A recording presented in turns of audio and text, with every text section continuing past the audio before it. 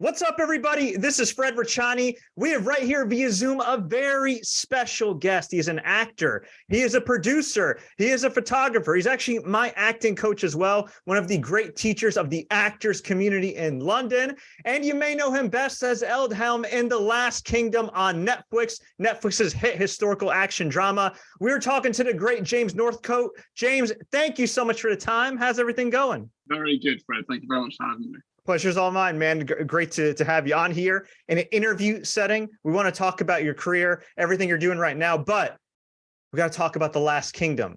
As a rabid fan base, the season just ended, the final season on Netflix. There's a movie coming up, which I believe is already wrapped up as well. Looking back at your 5 years with The Last Kingdom, man, how does it feel to be on the other side and to go through that incredible experience?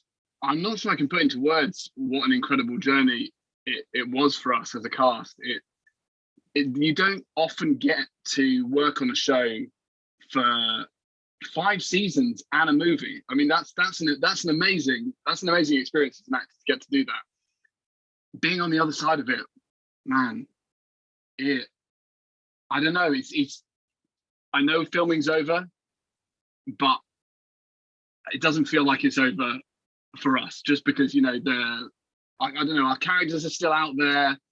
They're still kind of doing their thing, and yeah, I think it's going to take a while. Even doing other work, being on other shows, it's going to take a while for it to really sink in that we're putting those characters aside. Do you know what I mean?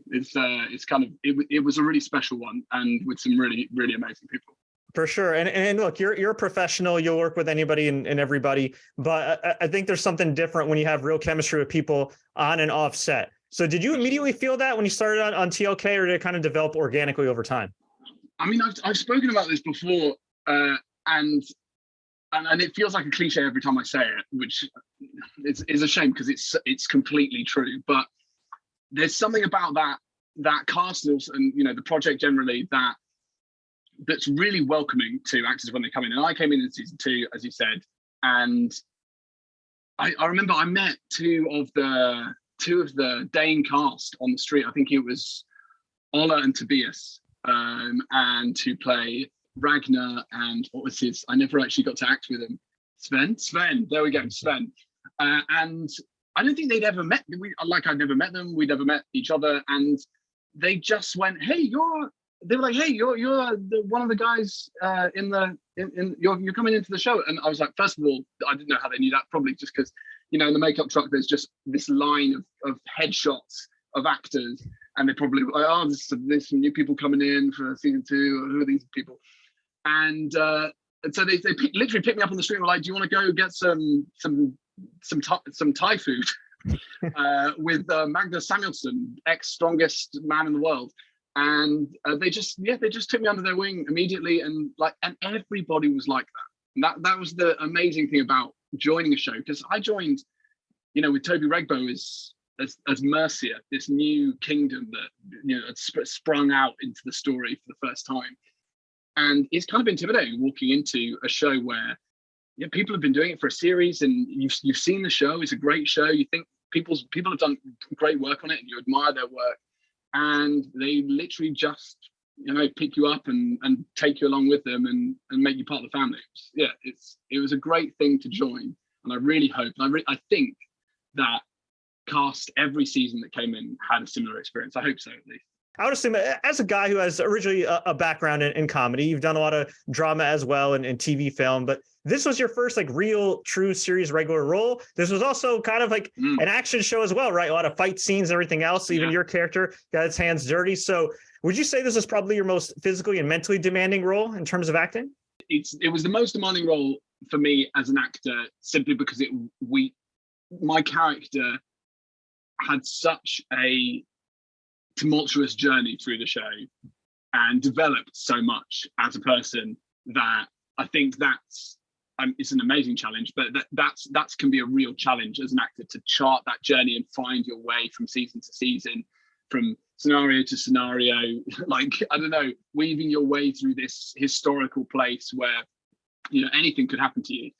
And so that made it the biggest challenge for me. I mean, in terms of action and physical I don't know, the physical challenge of it. I became a much better horse rider, for sure. I wasn't great at the beginning, and now I'm okay. I mean, you know, the horses tolerate me as a presence, and that's enough for me right now. But I don't know. I had done some stunts in the past, and I did some stuff. I did some kind of some work where I did some quite intense stunts in between some of the seasons. Kind of luckily, before my character became a bit more physical and became a bit more of a, I don't know, warrior or whatever you term him as he kind of developed as a guy. But I don't know. The Last Kingdom is it's a pretty intense place when it comes to the action and it comes to the stunts, because you know, you're rolling around in the mud. It feels pretty real at the time, and you've got this incredible Hungarian stunt team backing you up, literally surrounding you. You've got, I mean, hundreds and hundreds of stunt performers working together in the battle scenes, with us kind of just finding our place amongst it for the little set pieces. So yeah, it's a pretty intense place to cut your teeth as an action actor. That's true. And in terms of the film, I know you can't give away too many details, but can you tell us if you're involved at all, and maybe any little nuggets we can look forward to? I am in the film, definitely, and it was such a good thing to be part of. I was really proud to be a part of that final piece of the story. In terms of anything I can share, I think season 5 was a great ending to I think, you know, to Uhtred's story. A lot happens to him in that season, and I don't know. I watched the end of that show and I was like, that's a great way to finish that story. But there's definitely some stuff left unfinished that the film kind of gets into, and I think fans will get the ending that they deserve for the show, or at least I hope so. Definitely, I think for Aldhelm, it's a great part of the story. Yeah, it's a great story for him. Awesome. So you'd say it's certainly a worthy epilogue for all the hardcore Last Kingdom fans. For sure. Yeah, absolutely. Yeah.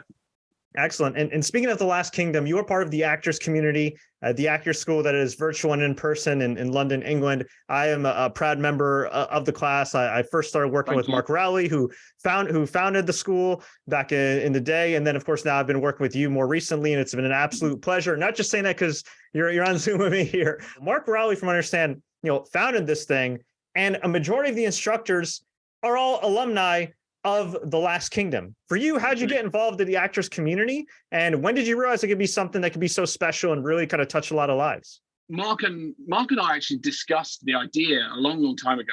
And I thought Mark was really smart for wanting to, I don't know, create something educational and, in the way that he spoke about it, like give back in terms of the experience that he'd had as an actor, and also give the opportunity for actors to teach, because I think it's a really important part of any actor's career to teach at some point. I think it's really a really good thing to do. And it's also an opportunity as an actor you don't necessarily get given just, out of the gate or out of the blue. So during the pandemic, I think that's when we realized that it could be a really special thing, because for a lot of actors, there just was no work. And we were incredibly lucky that we had The Last Kingdom to shoot, and we needed to shoot it during the pandemic, and that production went over and above to make that happen. But for a lot of other actors in our world, like, at every level, just production shut down, plays shut down, things shut down. Just like so many industries across the world, it was just there was just no work. And so I think, as well as wanting to, give back and be able to be part of an educational program, which is kind of one of Mark's priorities, I think, when he started it, and when we spoke about it the first time, it was also just it was a resource both for actors to teach, but also for students to learn, and that's an amazing two-way street. I think what's been great about the actors community, and what I've really enjoyed, working with you, for example, or working one-to-one, or even in kind of the group settings that we did, whether it was during the pandemic or Zoom or in person now a bit more, is just as a working actor, being able to work with acting students, it's such a growing process for both parties. I think that's the thing that I think that's the secret of the actors community, is that we as teachers learn so much from the students, and hopefully the students learn just as much, if not more, from us. But it's a really symbiotic process, I think, because when you start to teach, particularly as an artist or an actor, a performer of any kind, you really start to go deep into what it is you really believe, what it is you really think, how it is you actually do your process. And that kind of questioning and working out and communication to other people. So it's a really amazing thing to get to do.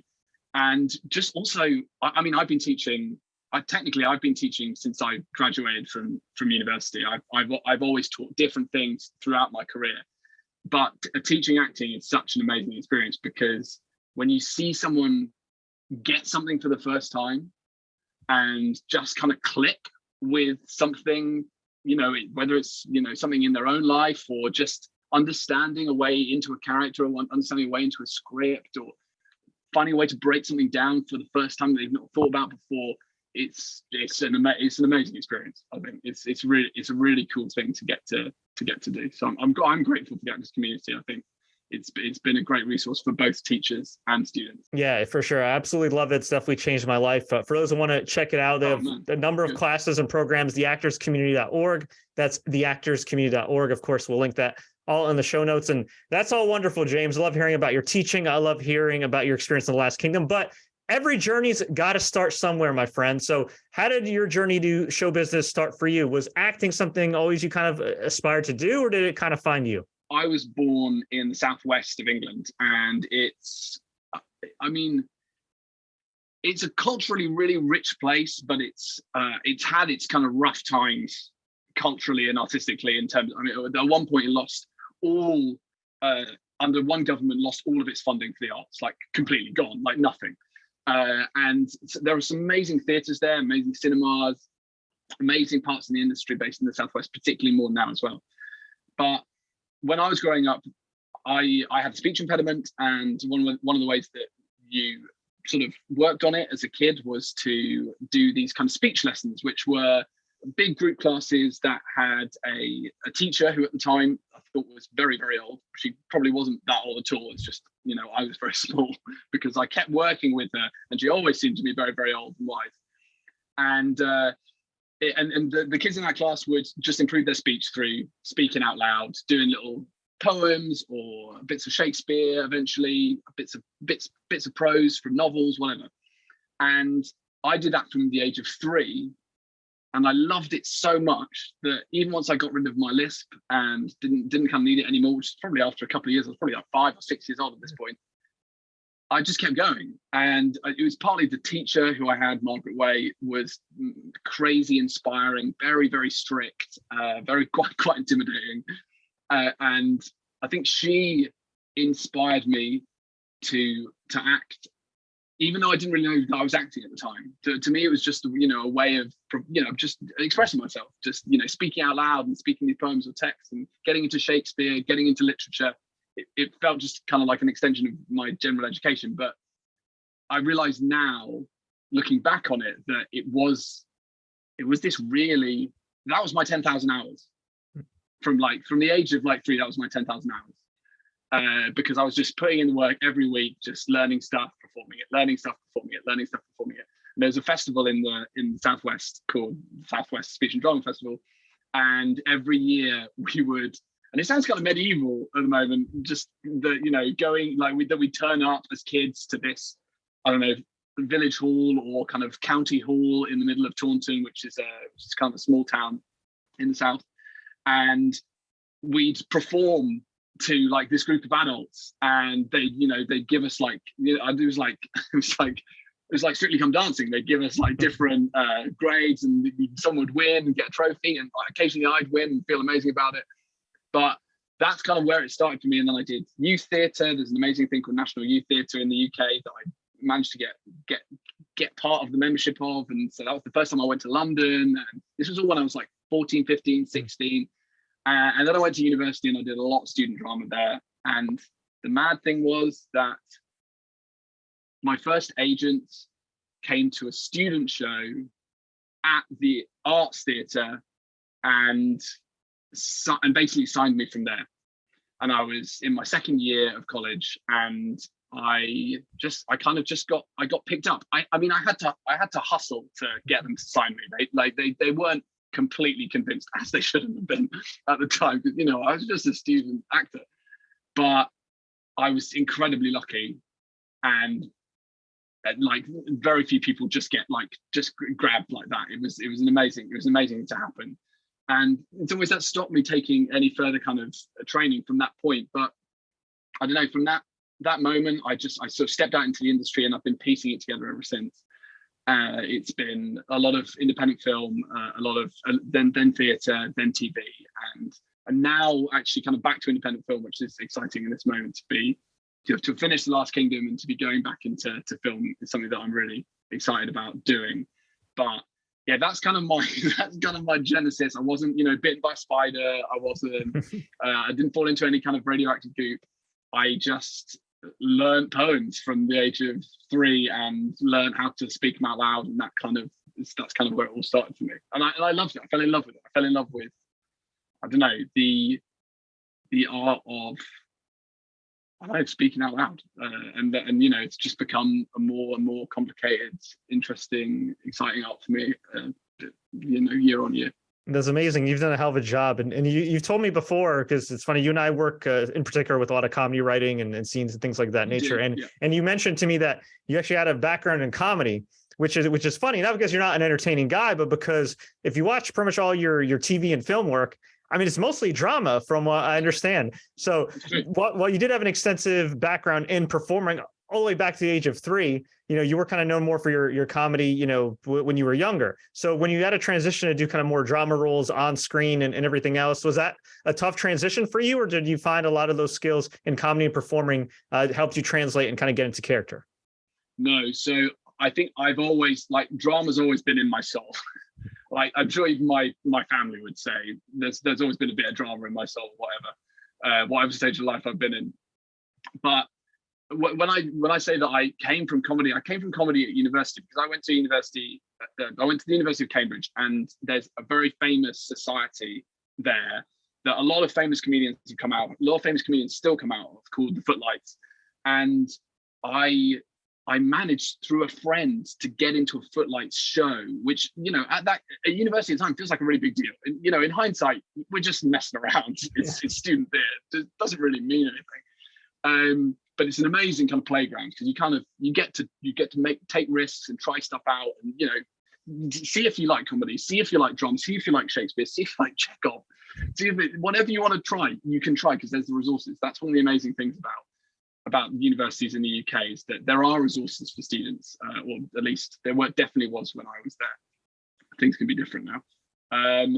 But so I kind of spent a huge amount of my time at university doing comedy, doing sketch comedy, we're doing pantomimes almost every year.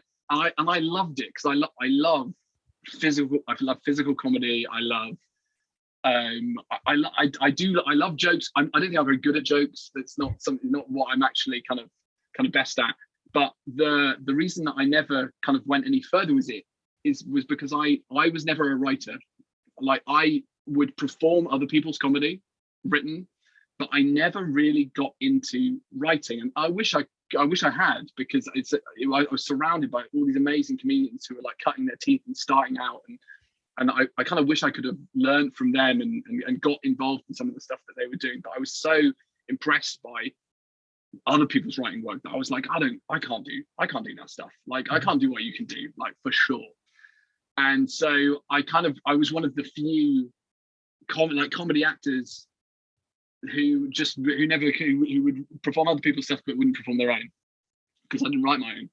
And so coming out of that, that place, and coming out of university, I still know a huge amount of comedians, but actually professionally, I kind of let go of comedy quite quickly, because particularly in the UK, I think to be a comedian you have to write.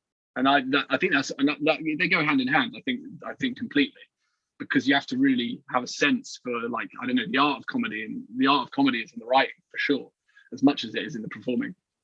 And So I don't know, I kind of naturally moved into drama because in some ways that's what I started doing more and more of at the end of university, and then as soon as I graduated, that's kind of where my heart always was. I love comedy because it was fun, and I remember thinking when I was a student, like, what do I want to do other than studying quite hard?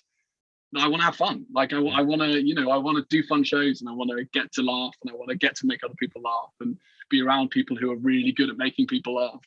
And so I don't know, but professionally, I don't know. That transition was quite easy for me because I don't know, the drama was there waiting. It was there waiting to come out as I arrived as an actor starting out. It was ready there for me.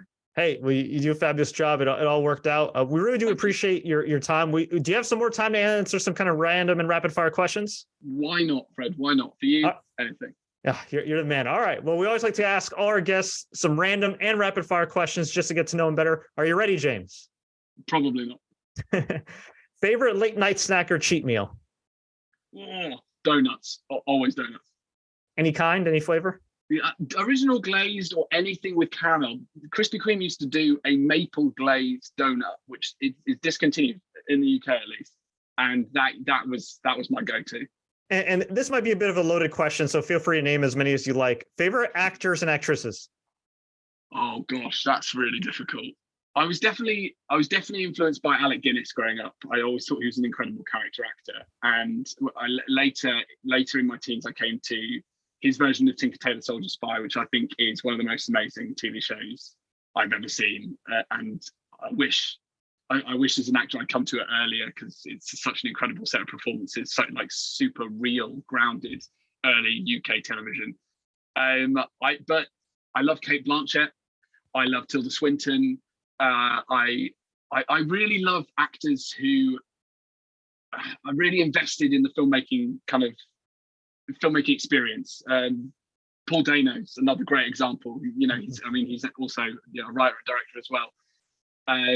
But I'm drawn to character actors, to be honest. Like those guys, because they're just a few actors of like so many that I could mention who've inspired me.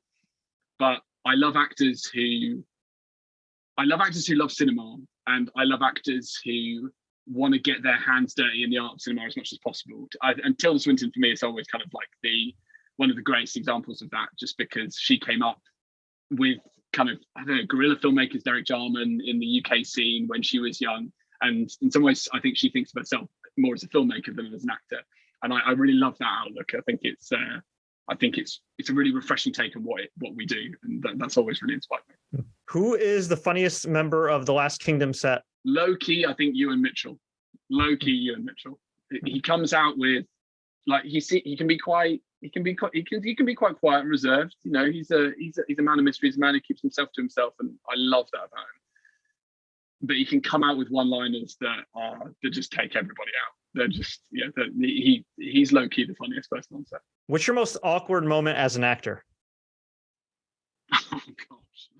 Oh God. There's so many. I think for sure a number of times when in auditions I've really put myself out there, and the casting director and director has really well-meaningly described what I did or tried to do as brave. those for sure are some of the most awkward moments in my life, and it's, I don't know if it's a testament to my work that's happened more than once. I think I just like putting myself out there. I think, you got to put yourself out there as an actor. But yeah, I think it's the head on one side from someone that you'd really like to be impressed by you, telling you that what you did was brave. That I think those moments where I think the inside of me kind of like crunches up in a very specific way. At least you understood the context clues, and I'm sure you applied that to future auditions. Yeah. What's your best piece of advice for success? I think success is definitely something that is really specific person to person. And so I think my best advice for success is try and work out what success really means to you and go for that. Because I think there are so many different types of success in life. And it can be really easy to just point at somebody else's success and go, I want that. But that might not necessarily be what's right for you. And it might also not necessarily be what you want. And so I think it's really good, if you want to succeed in life, to try and work out what that would mean for you. And it's going to be different at different points in your life, for sure. And you want to keep reassessing.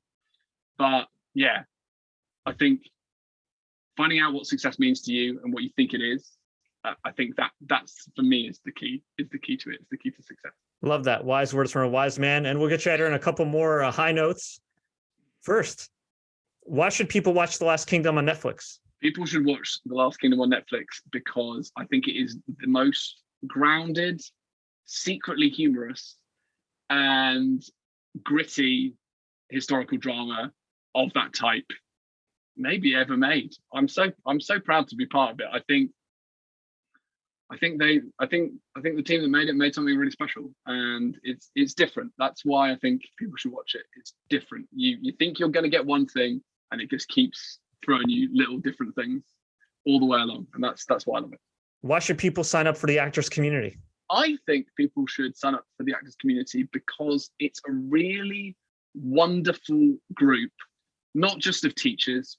I mean, I love the teachers. I love everyone who's part of that gang, but I think the real secret is that it's created an amazing community of students.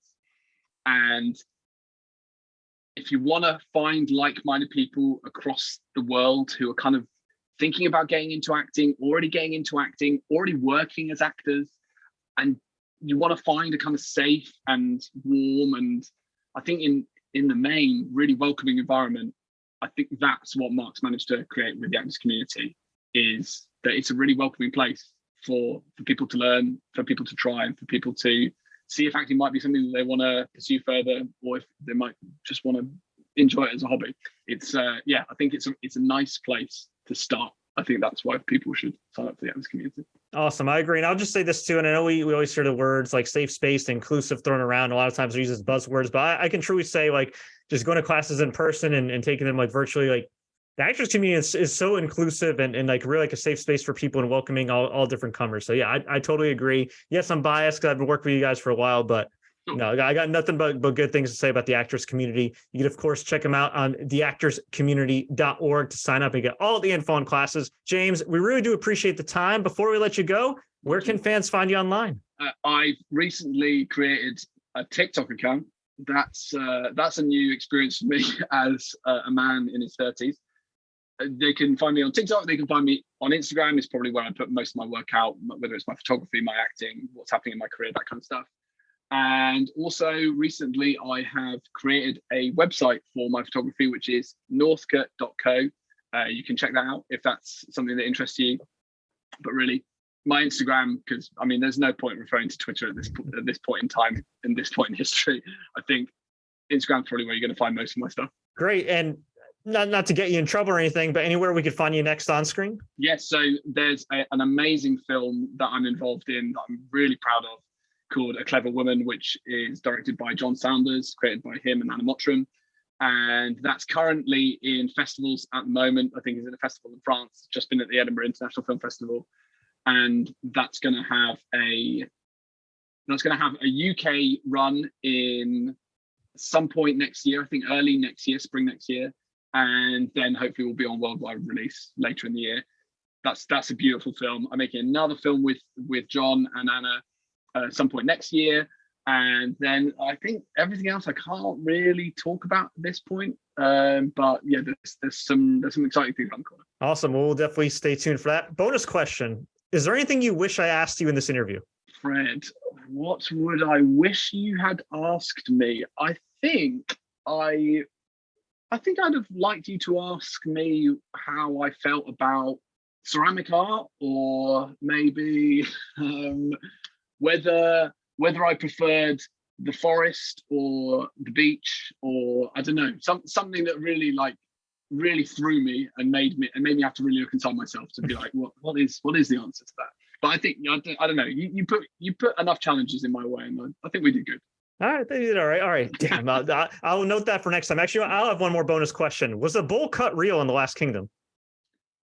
the bowl cut was 100% real in the Last Kingdom. There was one time where we considered a wig, and we kind of tried it, but a wig bowl cut I think is the worst bowl cut. It's the worst bowl cut available. So no, that bowl cut was 100% real. It had a life of its own. I think it developed season to season. I was tricked into it. I will say that, Kate Benton. I was tricked into it, but I'm really proud to have worn it. I think it was a great part of my character, actually, that haircut, just because, I don't know, says something about a man that he's got a confidence. He's got the confidence to have a bowl cut. Hey, indeed, if you're the right-hand person of the queen or the king, you gotta be confident. Who's more confident than a dude with a bowl cut? Oh man. Well, James, thank you so much for your time again. You can follow him online. You can check out The Last Kingdom on Netflix, and of course, theactorscommunity.org.